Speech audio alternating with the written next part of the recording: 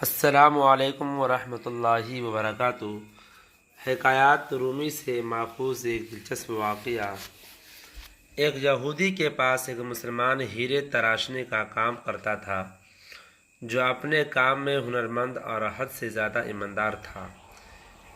یہودی اس سونار کی کاریگری سے بے تحاشا نفع کمانے کے باوجود اسے مناسب معاوضہ ادا نہ کرتا تھا، جس کی وجہ سے وہ بمشکل اپنے گھر کا خرچہ پورا کرتا تھا۔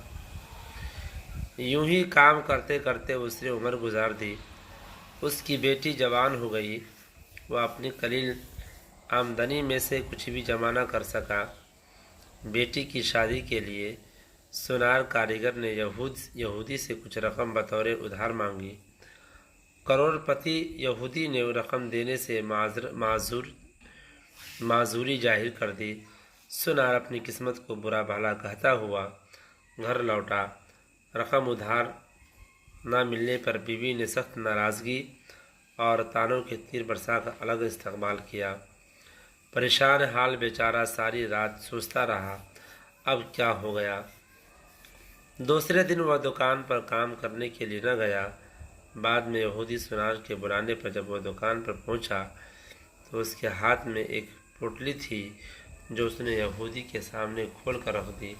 اس میں قیمتی ہیرا دیکھ کر یہودی سوالیہ نگاہوں سے کاریگر سونار کی طرف دیکھنے لگا۔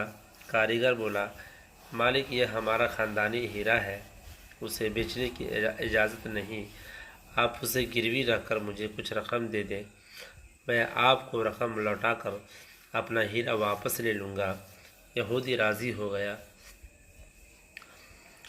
مسلمان کاریگر نے قرضے کی رقم سے بیٹی کی شادی کر دی، پھر دن رات کام کر کے قرض کی رقم آہستہ آہستہ ادا کرنے لگ گیا۔ قرضے کی آخری قسط ادا کرنے کے بعد مسلمان کاریگر نے اپنے ہیرے کا مطالبہ کیا۔ یہودی نے وہ ہیرا لا کر اس کے سامنے رکھ دیا۔ ہیرا تراشنے والے کاریگر نے ہیرا لے کر پانی میں رکھ دیا۔ دیکھتے ہی دیکھتے ہیرا گھل کر ختم ہو گیا۔